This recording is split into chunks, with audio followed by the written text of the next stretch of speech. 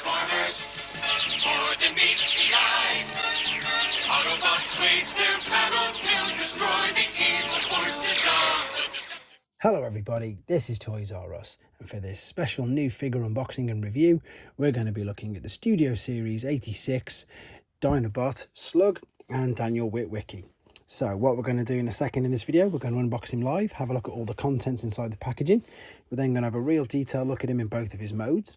We're then going to do some comparisons with him, with his original figure and some other figures in the same toy line. But before we do that, we're going to have a quick look at the box and the lovely, yeah, it is artwork. They're not all screenshots, product shots of him inside the box.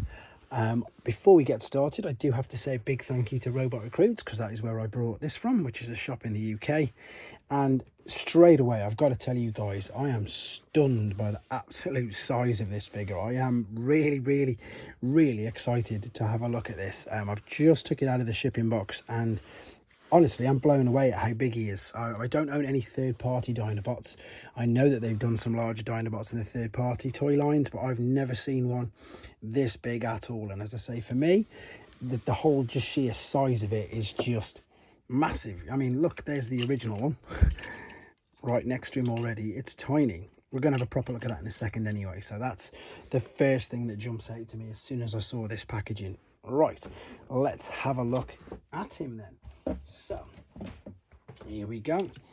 So yeah, that's the first thing. I can't believe how big he is. I know he's a leader class figure, but it's good to actually have what I would class or say is, yeah, this is leader class. He just looks massive. He looks absolutely huge. I know some of it is the box, but yeah, look at it. Huge, absolutely huge. I'm really impressed. We've of course got a backdrop because it's a Studio Series 86 figure. I'm carefully trying to just pull this out just out of shot right now.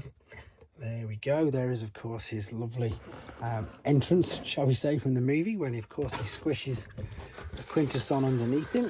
And then we've just got some instructions here as well. So what I'm going to do right now then, I'm going to free him from all these little ties and come straight back to you.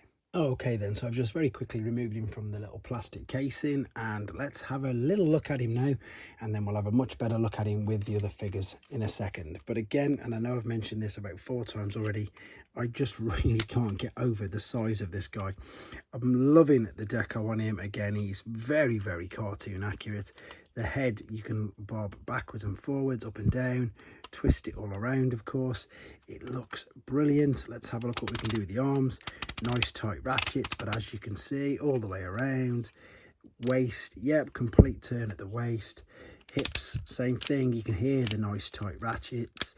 We've got the knee as well. Again, all of it. Ankle, have we got an ankle tilt?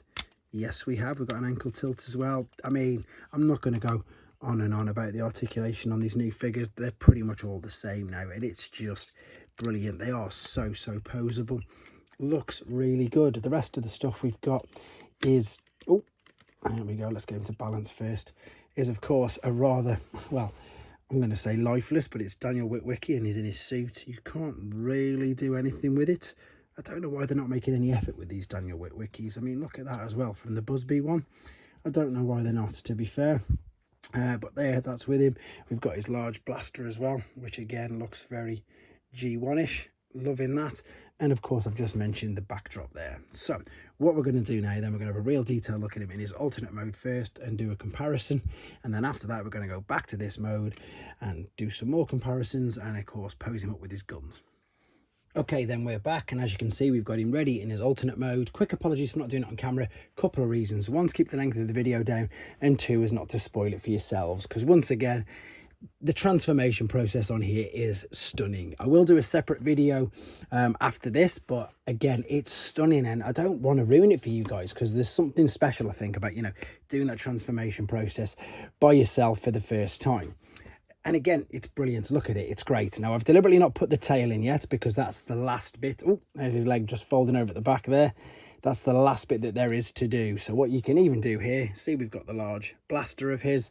There is a port underneath, and then we can pop it in there like so. Yep, there we go.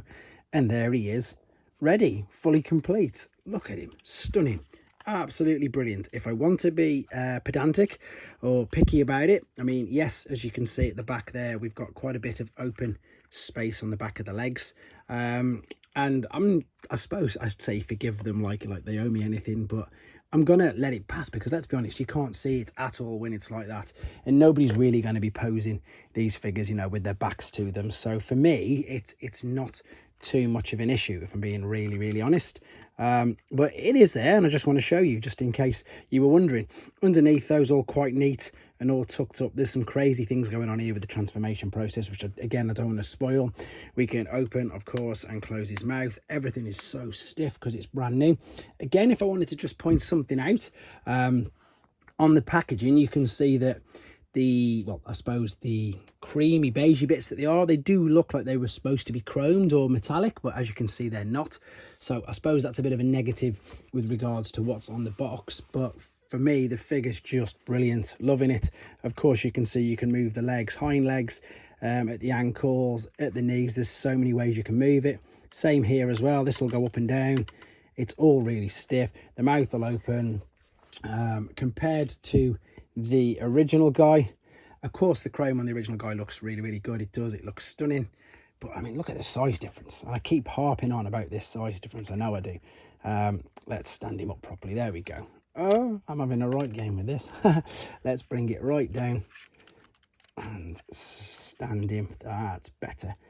Let's just get him standing so you can see just how big he is. Brilliant. Huge compared to that. Let's get another Studio Series 86 figure up, and again, you can see how big he is just compared to Hot Rods. I'm going to very quickly bring Grimlock in again. Just pop him there. Of course, I'm going to do more of these when he's back in Robot again in a second. Looking brilliant. Let's just pull this guy down. They're very chunky. I suppose that's a good way to describe these. They're super chunky. What I need to show you now is these two tabs there, and this is where we're going to put Daniel, because you can see there he's got the little holes either side of his leg. Now, I've never done this before. I probably should have at least have a practice of this off camera, but I didn't. So let's see how easy it is to pop him on. It's not too bad, actually. There you go. That didn't take too long. It wasn't too difficult. Again, my little gripe is that there's just not enough going on with him, and I don't know why. They could have done.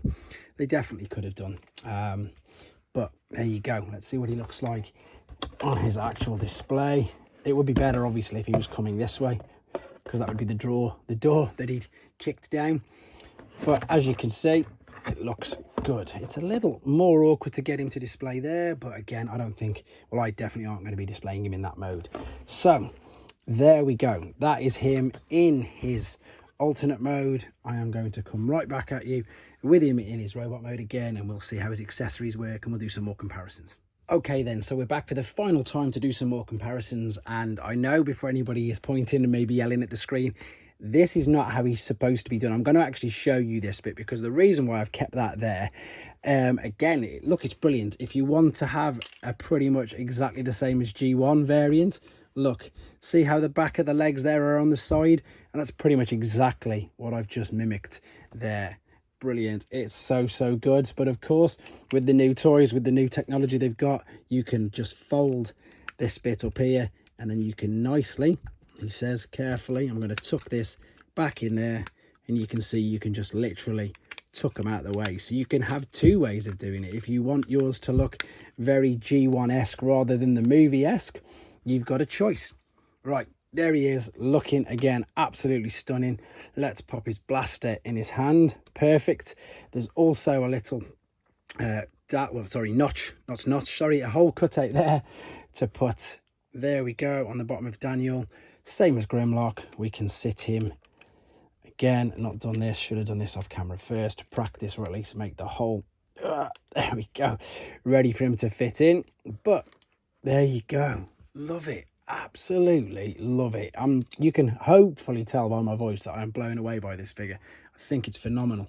I'm just going to move original guy out of the way now, and I'm going to take him off. In fact, let's just do a quick backdrop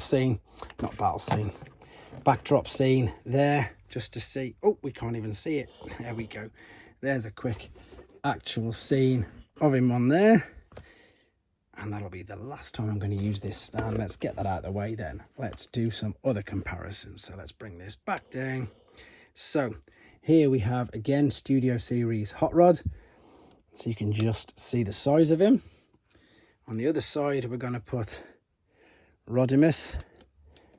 Again, towers above them. But what I'm going to do now, I'm going to move this guy out of the way. I'm going to move him over here, and of course, there we go. These are great, big, chunky, fantastic figures. I'm absolutely loving them. Can't wait to see Sludge now. I presume that they'll probably release Snarl down the Kingdom line or whatever toy line it is, but I'm sure we will see him. Definitely. I really can't think of anything else to say about this guy. He's blown me away. He's absolutely stunning. I hope this has helped you with your decision if you wanted to get one for yourselves. I think you can tell my answer would definitely be, if you can get hold of one, to get one, because he's brilliant. Technology on him is fantastic.